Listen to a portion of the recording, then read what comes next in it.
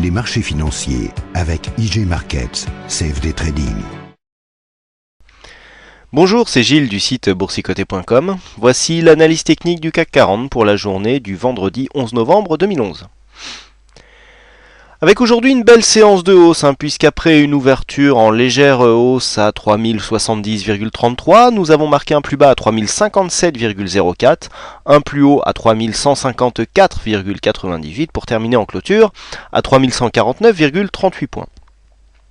Le CAC 40 gagne 2,76% sur cette séance, plus de 84 points gagnés par rapport au cours de clôture d'hier. C'est donc une séance tout en puissance, avec vous voyez une bougie bien pleine, très peu d'ombre sur la partie haute et la partie basse, mais qui ne change pas grand chose finalement sur le fond de la tendance, puisque à bien y regarder, nous sommes toujours dans cette zone ici de neutralité avec une petite attaque baissière que nous avons hier. Je vous avais dit que la chose qui était rassurante, c'est que nous avions reclôturé au-dessus de ce fameux support significatif.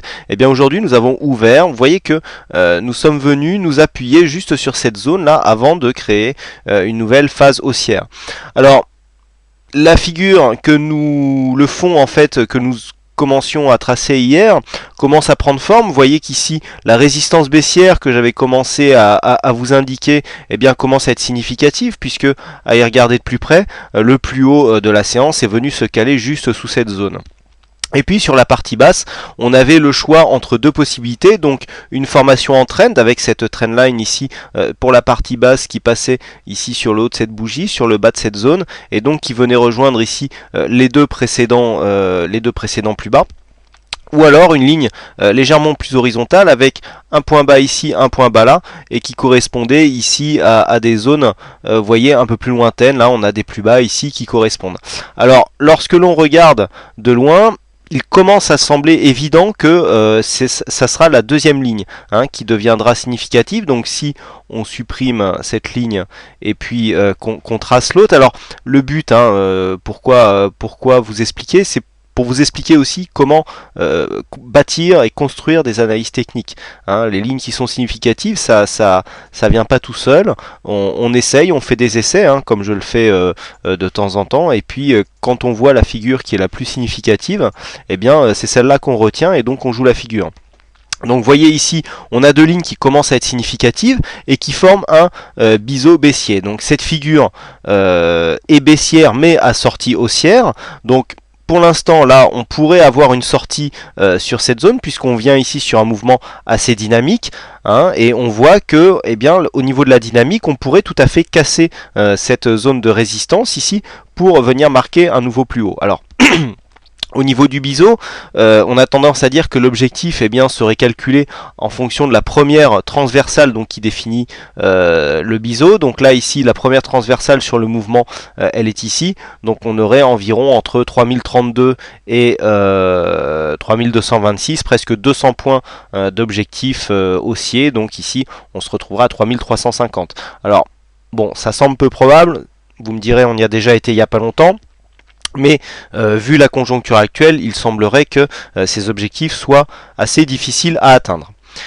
Du point de vue chartiste, nous nous replaçons dans une dynamique très court terme haussière. Alors nous avons toujours beaucoup d'hésitation sur cette zone, puisque depuis que nous y sommes rentrés maintenant depuis le mois d'octobre, on oscille au sein de cette zone. Vous voyez qu'on a tenté ici une sortie par le haut qui a vite réintégré la zone ici d'oscillation. Nous sommes toujours donc dans cette zone légèrement baissière, mais on sent que la dynamique pourrait repartir. Beaucoup d'inquiétudes aussi. Vous voyez que nous sommes entre la moyenne mobile 50 jours ici qui est schématisée ici par la ligne en trait discontinu. Vous voyez que cette ligne est vraiment très proche du support que nous avons là. Vous voyez, c'est bien visible sur cette vue. Donc la moyenne mobile elle descend là. Et puis elle se pose ici quasiment sur le support donc des 3060 points. Et puis donc sur la zone haute, la moyenne mobile 20 exponentielle qui elle en général est plus significative sur les tendances plus courtes. Donc vous voyez que ce soit d'un point de vue court ou moyen terme, on est quand même sur une certaine neutralité, beaucoup d'hésitation, et c'est ce que vont nous confirmer les indicateurs. Premier indicateur, le RSI qui à 50 points, eh bien une évolution plate, nous indique lui aussi un mouvement neutre et sans tendance. Stochastique, lui plutôt proche de sa zone de survente, mais qui commence à croiser et décroiser sa ligne de signal. Vous voyez, là on est bien. Voilà, on commence à venir se stabiliser ici dans cette zone depuis maintenant quelques jours. Au niveau du MACD, on est aussi sur une dynamique de fond négative. Vous voyez, depuis ici que nous avons eu ce plus haut, on avait cru ici un rebond. Et puis là, depuis ce retournement, eh bien, beaucoup d'hésitation. Vous voyez, beaucoup d'alternance de couleurs. Ici, au niveau du MACD, là, on tente un retournement à la hausse, suite à l'inscription ici de ces deux bougies. Mais ça manque encore de conviction. On a vu qu'on a eu beaucoup de faux retournements, de faux signaux sur cet indicateur, donc attention, d'autant plus que les volumes ici repassent nettement sous la moyenne et donc on n'arrive pas à créer une dynamique où les volumes des séances haussières sont plus hauts que les volumes des tendances baissières, des séances baissières, pardon. J'en veux pour preuve, voilà l'évolution des volumes. Donc vous voyez déjà, nous sommes sur une baisse des volumes, donc par rapport à la tendance dans laquelle nous sommes, vous voyez ici cette baisse des volumes, eh bien on est sur ce mouvement ici. Donc on est bien sur une figure chartiste qui a démarré ici, on a eu une forte dynamique ici, et puis ensuite on est venu osciller. Donc là on a une baisse des volumes, donc c'est bien ce qui validerait ici cette formation de biseau avec beaucoup de volume à l'entrée. Ici, on restreint les volumes et à la sortie, normalement, avec une belle dynamique, paf, on repart avec des volumes. Donc c'est ce qu'il faudra confirmer. Donc là, pour l'instant, on n'est pas sur une dynamique de cassure, même si on sent, comme nous avons un test ici, que cette cassure pourrait être possible, mais cette cassure serait validée si elle intervenait avec des forts volumes. Vous voyez, je vous refais voir, voilà, la vue des volumes. Là, donc, on crée ici un gros mouvement haussier, et puis on rentre dans le biseau, vous voyez, avec des volumes qui vont en décroissant comme ça, et vous voyez que au fur et à mesure, on a vraiment une tendance baissière qui s'est installée, puisque la moyenne des volumes baissiers, la moyenne des volumes des séances baissières est quand même plus haute que la moyenne des volumes à tendance à séance haussière. On voit ici les histogrammes ont tendance à être plus petits, les histogrammes verts ont tendance à être plus petits que les histogrammes rouges. Donc du point de vue de l'évolution des volumes, nous sommes bien dans une tendance de fond relativement baissière. C'est ce que l'on peut voir ici depuis cette zone ici depuis mi-octobre. On peut voir ici que le biais est légèrement baissier, mais que nous n'avons pas une grosse dynamique. Alors, comment jouer le fond de cette tendance? Bon, déjà nous allons voir au niveau de la tendance moyen terme que nous sommes aussi dans une tendance baissière. Si nous plaçons donc en vue hebdomadaire, un peu comme je vous avais fait voir hier, alors ce que nous constatons, c'est que nous sommes toujours donc sous l'influence de cette phase ici, donc juillet, août, septembre, puisque c'est cette phase qui a défini les retracements de Fibonacci que je vous ai tracés depuis maintenant quelques semaines, où nous avons pu mesurer l'ampleur de ce rebond qui est venu se retourner dans la zone de retournement, je dirais, qui intervient le plus souvent, avec un point haut situé dans la zone située entre les 50 et le 61,8. Donc mouvement déjà d'une dynamique moyenne, un mouvement très dynamique vient se retourner sur le Fibo des 38,2. Là on se retourne dans une zone de retournement, je dirais, normale. On repart à la baisse et vous voyez que la bougie hebdomadaire est venue se loger juste entre le Fibo des 23,6 et le Fibo des 38,2, puisque nous avons des plus hauts et des plus bas qui sont quasiment sur ces zones.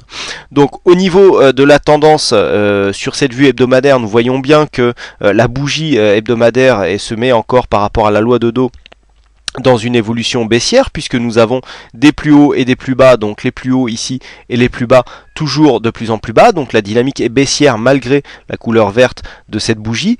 Peu de volume ici sur cette semaine qui a été haussière aussi, puisque nous avons clôturé plus haut que la semaine précédente. Mais vous voyez qu'au niveau de la dynamique, on sent quand même que nous ne sommes pas encore sortis de ce rebond technique. Donc on pourra avoir ici, suite à ce retournement, un autre retournement qui viendrait ici valider une continuité du mouvement. Donc on est un petit peu, passez-moi l'expression, le cul entre deux chaises, c'est-à-dire qu'on sent que des indicateurs nous montrent une poursuite de dynamique haussière. Vous voyez qu'on est encore sous le coup du rebond technique sur le MACD, même si ici la La progression semble s'infléchir légèrement. Le stochastique lui aussi est en dynamique haussière. On est assez neutre au niveau du RSI. Et par contre, les volumes, eux, nous donnerait plutôt la résurgence d'une tendance baissière, puisque nous avons des volumes au niveau des histogrammes rouges qui sont plus hauts que les histogrammes verts, enfin tout du moins sur les dernières semaines, parce que le mois dernier, hein, notamment en septembre, c'était plutôt l'inverse, donc ce qui a laissé augurer d'un rebond qui finalement est arrivé. Donc là, on a vraiment des signaux haussiers et des signaux baissiers, hein. C'est assez difficile de se placer sur une tendance de fond sur ces éléments chartistes, mais on voit que sur un mouvement court terme, nous sommes toujours baissiers, hein, puisque nous sommes donc ici descente, retracement, et donc on réimprime ici une dynamique baissière sur ce mouvement. Mais par contre, au niveau des indicateurs, on voit que eh bien, la hausse pourrait repartir et donc continuer donc sur un mouvement de fond, je dirais haussier, et donc dans la continuité du rebond technique. Alors, je vous ai tracé ici ce support qui correspond aux 4 plus bas, donc on a 1, 2, 3, 4 ici, et on voit que même s'il y a eu une attaque cette semaine, nous revenons clôturer à l'intérieur, hein, après avoir ouvert juste sur cette zone, et nous voyons aussi que les plus hauts correspondent bien, et donc on aurait plutôt un biseau d'élargissement, et si ce biseau d'élargissement était confirmé, eh ben, on aurait une sortie baissière, donc par rapport ici à la dernière amplitude, donc on serait ici sur les plus hauts environ à 3410, ici environ 3030, hein, donc ce qui correspond quasiment à 380 points d'amplitude. 380 points, si nous venons le reporter ici quasiment au niveau des 3090, eh bien ça nous donne un objectif à 2710, hein, donc ça pourrait nous donner quand même une forte baisse. Voilà donc ce que l'on peut dire sur la vue hebdomadaire. Donc au niveau de la vue journalière, donc comment jouer la poursuite du mouvement. En cas de cassure, ici on pourra avoir donc la validation de ce biseau. Alors là l'objectif, on a une amplitude primaire qui va de 3030 à 3230 quasiment, donc on a quasi 200 points de potentiel sur la cassure. Donc ici, si on a un point de cassure à 3150, on pourra aller jusqu'à 3350. Vous voyez qu'on se situe quasiment sur les plus hauts que nous avions connus ici il y a 2 semaines, hein, fin octobre. Et puis en cas de cassure donc de cette fameuse zone des 3060, on aura encore des plus bas à tester. On pourrait venir ici tester les 3000 points pour venir sur ce support baissier. Et puis en cas de cassure, nous avons toujours ici un premier objectif à 2900 points, puis la zone des 2820 points aussi, on a un objectif, puisque l'on sait que une cassure d'un support qui a été longtemps travaillé, on voit, hein, que on n'a jamais clôturé sous ce support depuis maintenant, vous voyez la dernière clôture sous le support, elle se situait sur cette bougie, donc depuis début octobre on n'a jamais clôturé sous cette zone, et donc une attaque et une clôture sous cette zone donnerait un fort signal baissier qui pourrait libérer énormément d'énergie et créer vraiment un beau mouvement. Donc voilà ce que l'on peut retenir sur cette analyse. Alors beaucoup de choses à vous dire, on va essayer de faire court puisque la vidéo commence déjà à être longue. Alors donc c'est M de Lobel qui a gagné aujourd'hui au jeu du fixing, bravo à lui. Et puis j'ai eu des demandes par mail pour avoir un suivi un petit peu du portefeuille. Alors portefeuille qui n'est pas très actif en ce moment, peu exposé aussi, puisque tout simplement j'applique une gestion une gestion à exposition pyramidale, donc j'attends déjà d'avoir des premières plus-values sur des premiers titres que je peux couvrir pour pouvoir rentrer sur d'autres titres. En ce moment en plus il y a peu de titres éligibles pour pouvoir dégager un beau potentiel haussier. Bon, sur ce mois on n'a pas une grosse évolution, hein, on fait 0,62% pour l'instant pour un CAC à moins de 89, donc la perf elle est positive, mais bon il n'y a pas de quoi non plus sauter au plafond. Sur 3 mois on reste toujours au-dessus du CAC 40 puisqu'on fait 1% sur 3 mois pour un CAC qui fait moins 14, et sur un an quasiment le même score pour un score qui fait moins 17. Hein, je rappelle que c'est une gestion PEA avec donc que des actions à l'achat et de temps en temps de la couverture que j'essaye d'optimiser du mieux possible. Donc très peu de mouvements actuellement, mais ceci s'explique aussi par le fait que comme disent certains, les temps sont durs et il est difficile de rentrer sur des titres à l'achat avec un espoir et un beau potentiel haussier. Donc pour l'instant le portefeuille que vous pouvez suivre dans la partie action, sur l'onglet action et portefeuille stratégie action, que vous pouvez suivre en temps réel en vous abonnant donc sur le site Bourse Match, par souci de transparence. Au moins quand on passe par un site externe, il est impossible de tricher et donc de bidonner, je dirais, les prises de position, puisque là elles sont suivies en temps réel et donc vous pouvez les suivre au jour le jour.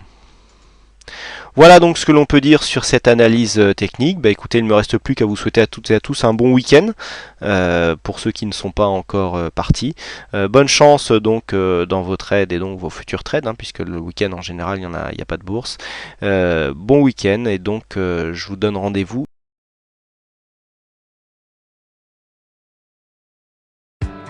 Les marchés financiers avec IG Markets, CFD Trading.